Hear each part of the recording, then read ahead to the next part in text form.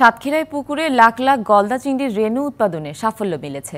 আশাশুনি উপজেলার সদর ইউনিয়নের চাপড়ায় একটি পুকুরে ৩২৬টি গলদা চিংড়ির মাদার থেকে প্রায় ১০ লক্ষাধিক রেণু উৎপাদিত হয়েছে। এতে খামারিদের পাশাপাশি চাষিরাও দ্বিগুণ লাভের মুখ দেখতে পাবেন বলে ধারণা করছে মৎস্য অধিদপ্তর। দেশে উৎপন্ন গলদা চিংড়ির রেণু চাহিদার কেবল ৫% পূরণ করতে পারে। প্রায় ৯৫% রেণুই আমদানি করা হয় ভারতের মেদিনীপুর থেকে।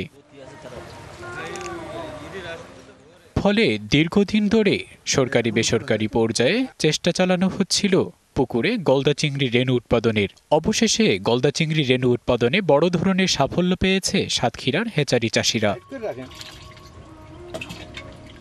পিরোজপুরের কচা নদী থেকে ৩২৬টি মাদা সংগ্রহ করে ৭০ শতক জমির একটি পুকুরে ছাড়া হয়। এতে প্রায় ১০ লক্ষাধিক রেণু উৎপাদিত হয়েছে।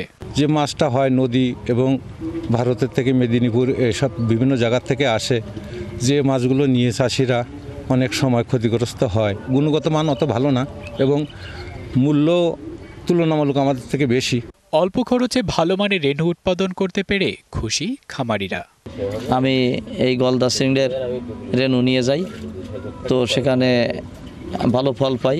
আমি যাদেরকে দিয়েছিলাম তারাও যথেষ্ট আমাকে উৎসাহিত করেছে।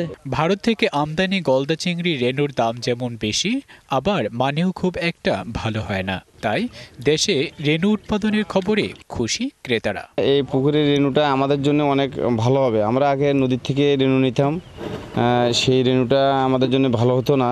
প্রাকৃতিকভাবে উৎপন্ন এসব রেণু দেশের বিভিন্ন অঞ্চলে পৌঁছে দিতে পারলে চাষিদের সাথে সাথে লাভবান হবেন খামারিরাও। খরচ কমার পাশাপাশি পূরণ হবে দেশীয় চাহিদা।